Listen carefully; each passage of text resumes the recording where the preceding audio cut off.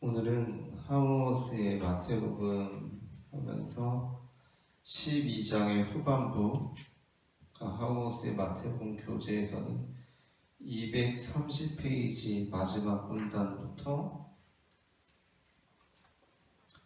13장 시작되는 부분이죠. 238페이지까지를 보도록 하겠습니다. 230페이지 마지막 문단부터 238페이지까지 성경으로는 마태복음 12장 22절부터 50절까지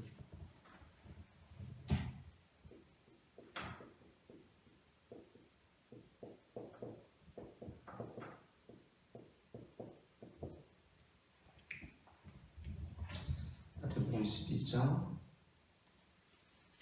22절부터 50절까지인데 굉장히 많은 내용들이 나옵니다. 처음에는 이제 예수님께서 귀신 바알세불을 힘입어서 귀신을 쫓아낸다라는 그런 논쟁에 휘달리게 되고,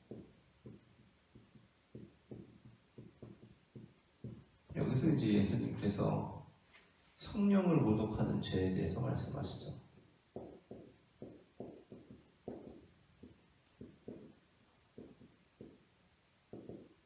말씀하시고, 다음으로는 이제 표적에 대해서 나왔고요.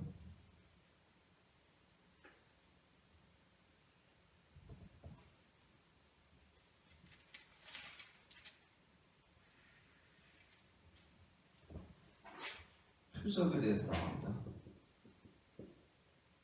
바리새인과 서기관들 중에 몇 명이 예수님께 나와서 표적을 구해요. 그래서 표적을 보여주지 않고 선지자 요나의 표적에 대해서 말씀하세요. 요나의 표적에 대해서 말씀하시고, 또 귀신의 되돌아옴에 대해서 말씀하시죠.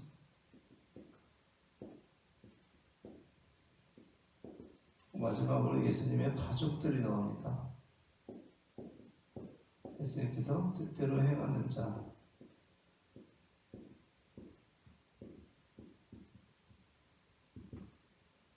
대해서 말씀하십니다.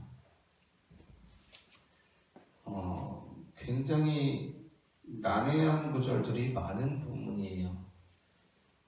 일단 우리가 처음에 예수님께서 바알세불 논쟁에 휘말리게 되는 장면을 한번 봅시다. 예수님께서 귀신 들려서 말 못하는 자, 귀신 들려서 눈 멀고 말 못하는 사람을 예수님께서 고쳐주셨어요. 귀신을 쫓아내신 거죠. 그러자 이제 바리새인들이 예수님께 나와서 그가 바알세불을 힘입어서 귀신을 쫓아낸다라는 그러한 말들을 해요. 그러자 예수님께서 그에 대해서 어떻게 말씀하시냐면, 그 한 나라가 스스로 분쟁하는 나라마다 황폐할 것이다 라고 말씀하세요. 그러니까 바알세불과 귀신이 같은 편인데 어떻게 바알세불을 힘입어서 귀신을 쫓아낼 수 있겠느냐라고 하시면서 이제 자신이 귀신을 쫓아내는 행위가 바알세불을 힘입은 것이 아니라 성령을 힘입어서 쫓아내는 것이다 라고 이렇게 말씀을 하세요. 그런데 우리가 이 부분에서 특히 이제 여기에서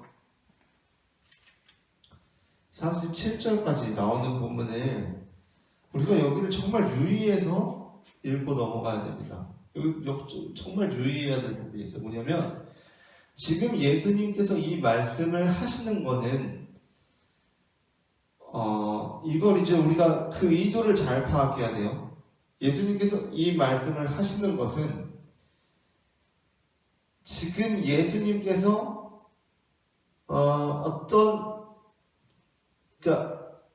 예수님께서 어떤 진실된 어떤 사실로서의 말씀으로서 이걸 하시는 건가?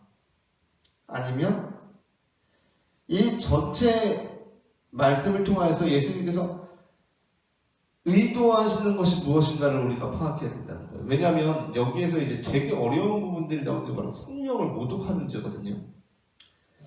예수님께서 인자에 대해서 그렇게 인자에 대해서 거역하고 인자에 대한 죄와 모독은 사하심을 얻을 수 있지만 성령을 모독하는 것은 너희가 사하심을 얻지 못한다라고 그런 말씀들을 하세요. 그러니까 이런 부분들이 이 대체 이게 무슨 말씀이지? 성령을 모독하는 죄는 또 뭐지? 이렇게 우리가 이제 생각을 할 수 있거든요. 근데 이 본문에서 전체적으로 예수님께서 하시고자 하는 메시지는 뭔가? 예수님께서 바알세불을 힘입어서 귀신을 쫓아낸다라는 도전에 직면하셨고 여기에서 예수님께서 이제 막 말씀하시잖아요. 이 부분에서 전체적으로 예수님께서 하시고자 하는 말씀이 뭔가 22절부터 37절까지 여기서 예수님께서 하시고자 하는 말씀이 뭐죠? 여기서 예수님께서 핵심적으로 하시고자 하시는 말씀이 있어요. 뭐냐면 너희들의 기준과 나의 기준을 동일하게 적용하라는 거예요. 여기서는. 그러니까 예수님께서 지금 그 말씀을 하시는 거거든요. 그래서 여기서 예수님께서 많은 말씀들을 하세요. 바알세불을 힘입어 귀신을 쫓아내면 너희 아들들은 누구를 힘입어 쫓아내느냐? 그러므로 그들이 너희 재판관이 되리라. 그러나 내가 하나님의 성령을 힘입어 귀신을 쫓아내는 것이면 하나님의 나라가 이미 너희에게 임하였느니라. 그러니까 예수님께서는 스스로 분쟁하는 나라마다 황폐해질 것이다 라고 말씀을 하시잖아요. 그렇게 했을 때 자 그럼 우리가 이거를 그냥 예수님께서 하신 걸 제가 지금 이제 이걸 그냥 어떤 진실된 어떤 사실된 말씀으로서 예수님께서 말씀을 하신 거다. 우리는 이걸 그냥 그대로 어떤 그 예수님 전체적인 맥락의 의도와 상관없이 우리는 이해해야 한다고 하면 우리는 이걸 어떻게 이해해야 되느냐 그 부작용을 말씀드릴게요. 예수님께서는 스스로 분쟁하는 나라마다 서지 못할 것이라고 했어요. 그리고 귀신을 쫓아내는 행위가 바알세불을 힘입어서는 이루어질 수 없는 거라고 말씀했어요. 자, 귀신을 쫓아내는 이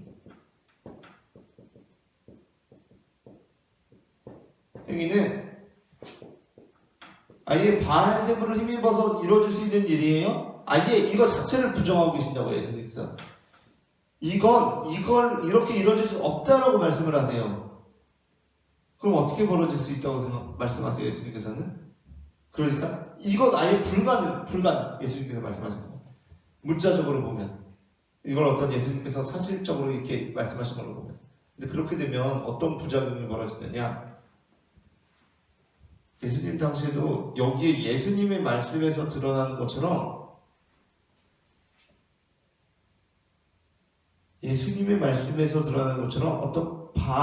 어떤 바리새인들 그쪽에서도 아들로 칭해지는 너희의 아들들 그쪽에 속한 어떤 사람들이 귀신을 내쫓는 행위들을 하고 있었거든요. 그렇죠? 예수님께서 말씀하시는 거예요. 그러면 그들 역시도 바알세불을 힘입어서 귀신을 쫓아내는 게 아니죠. 그렇죠? 그렇잖아요.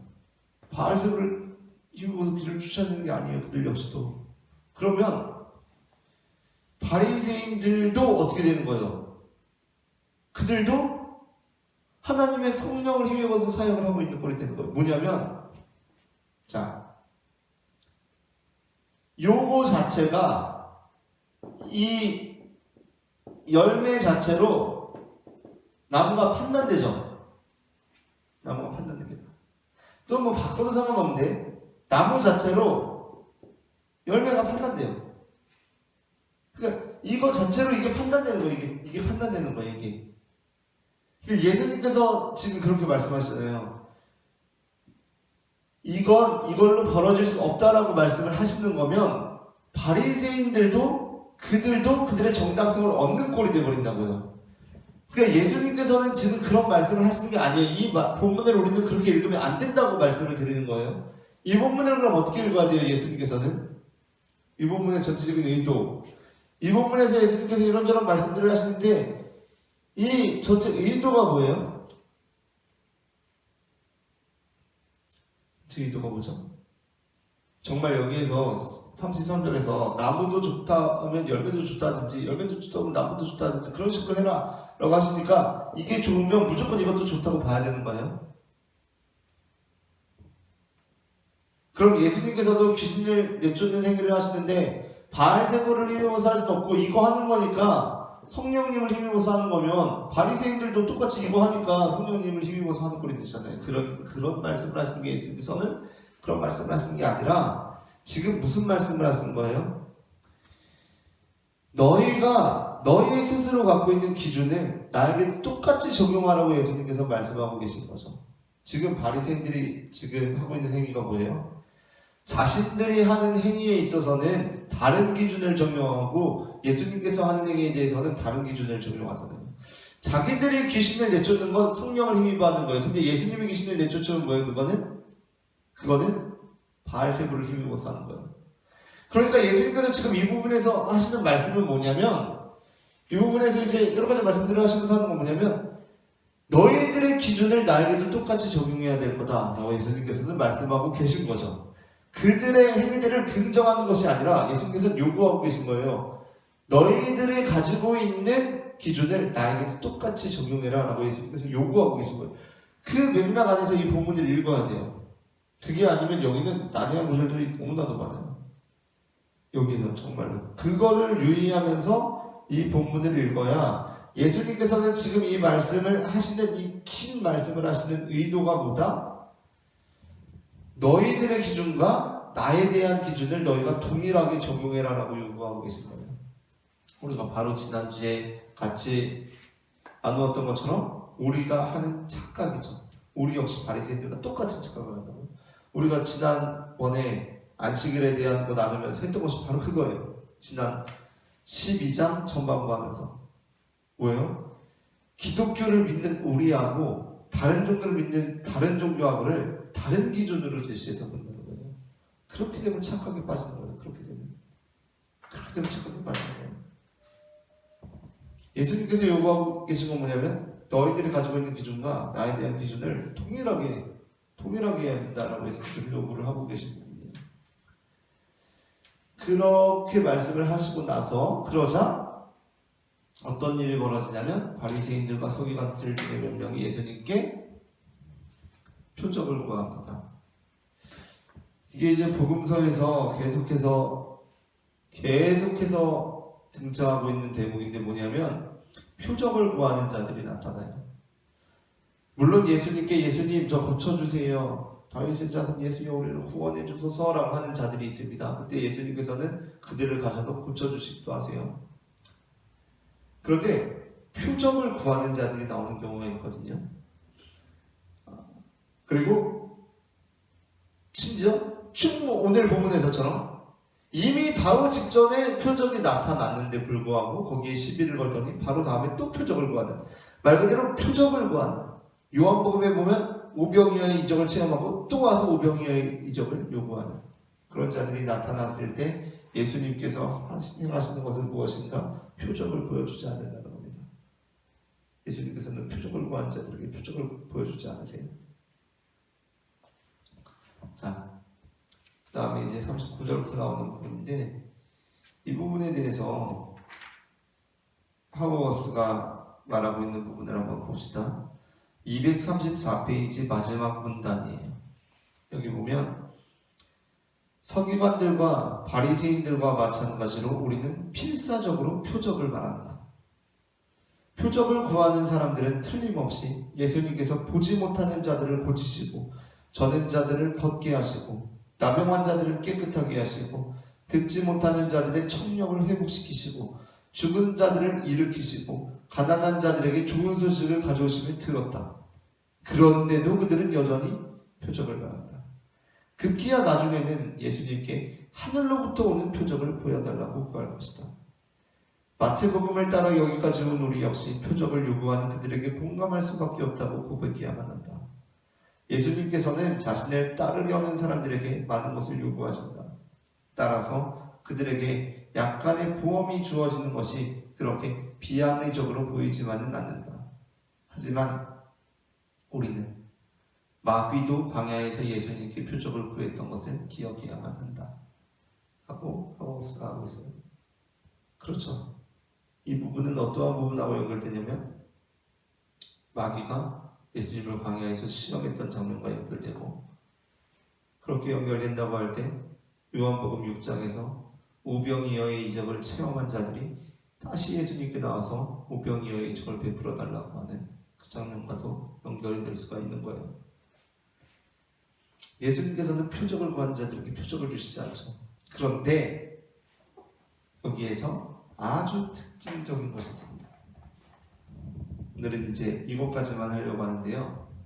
여기에서 이제 얘네는 못할 것 같고 욕을 하려고 합니다. 선지자 요나의 표적. 예수님께서 선지자 요나의 표적에 대해서 말씀하세요.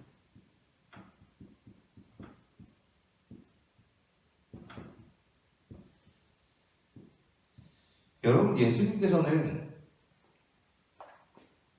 예수님 자신이기를 원하셨던 분이세요. 예수님 자신이기를 원하셨던 분이세요. 그러한 면에서 우리가 따라야 할 모범이 되죠. 모범이 됩니다. 우리는 우리가 존경하고 다른 사람으로부터 배우고, 물론 그런 사람이죠, 그죠? 다른 사람들로부터 배우고 우리가 존경하는 사람들이 있고 어떤 사람에게 좋은 면을 배우고 그러긴 하지만 우리가 정말 가야 할 길은 예수님 같은 길인데, 예수님 같은 길이란 뭐냐면 자기 자신이어야 되는 길이에요. 나는 나여야 된다고. 나다워. 베드로가 아주 중요한 신앙 고백을 하지 않습니까? 예수님께서 사람들이 나를 누구라고 하냐? 라고 하니까 어떻게 얘기하죠? 제자들이 이사야라고 하기도 하고 예레미야라고 하기도 하고 선지자 같다고 이렇게 이야기합니다. 라고 그렇게 대답해요. 근데 예수님께서 그것을 좋게 여기셨나요? 예수님께서 그것을 좋게 여기시지 않으시죠?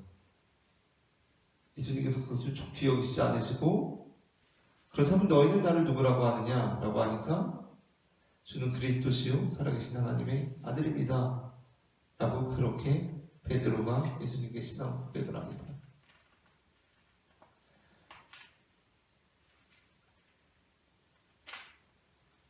그 예수님께서는 자신이 다른 어떤 선지자하고 견주어지는 것을 썩 좋아하시지는 않으셨어요. 예수님께서는 자신을 어떤 선지자하고 견주는 것을 썩 좋아하지는 않으셨는데, 예수님께서 자신을 누구라고 하셨냐? 자신을 누구라고 하셨냐면 요나라고 하셨어요. 요나의 표적. 세례 요한에 대해서는 엘리야라고 하셨는데, 엘리야는 어마어마한 정말 어마어마한 그 선지자거든요. 자신을 할 거면 적어도 엘리야의 갑절의 영광을 받는다는 엘리사 정도는 해야 되는 거 아닐까 싶은데, 그래도 엘리야의 그게 너무 커가지고 그 전달이 잘 될지 모르겠지만 선지자 요나의 표적이라고 말씀하세요. 왜 요나라고 하셨을까? 심지어 요나는 성경에서 그렇게 멋진 모습으로 등장하는 인물도 아니거든요. 그러나 예수님께서 선지자 요나의 표적이라고 말씀하신 이유가 있습니다. 왜냐하면 요나의 메시지가 예수님께 주는 것이 있어요. 뭐죠? 일단 예수님께서 말씀하시는 것처럼 사흘 동안 물고기 뱃속에 있은 거.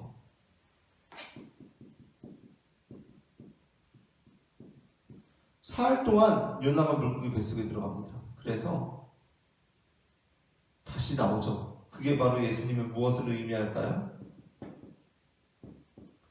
부활을 의미한다는 거예요. 그러한 면에서 예수님께서는 오늘 본문에서 명시적으로 나온 것처럼 선지자 요나를 자신의 표적으로 삼았어요. 자신의 선지자 요나에 견주신 거죠. 그리고 또 요나에는 굉장히 다양한 주제들이 있는데 예수님과 연결될 수 있는 것들이 굉장히 많아요. 또 뭐가 있을까요? 사흘 동안 있었던 것이 있고, 그리고 요나가 배에 탔을 때 풍랑이 일잖아요. 왜? 요나가 하나님의 뜻대로 하지를 않아서 배에 풍랑이 입니다. 그때 결국 요나를 바다에 던지게 되죠. 그러자 풍랑이 잠잠해지고 그 배에 탔던 사람들이 무엇을 경험한 거예요? 구원을 경험한 거예요. 그것이 뭐죠? 물론 완전하게 매치가 되지는 않아요. 그러나 그러한 상징들을 준다는 거예요. 왜? 요나는 자기가 하나님의 뜻대로 행하지 않아서 다른 배를 탔기 때문에 완전하게 매치되진 않지만 요나의 잘못으로 어떻게 보면 그 모든 사람들이 위기에 빠졌고 요나의 희생으로 모든 사람들이 이제 구원을 받은 거지만 어쨌든 요나의 희생으로 모든 사람들이 구원을 경험했다는 거. 요나가 희생 제물이 되었다는 거. 그러한 면에서 요나가 또 예수님과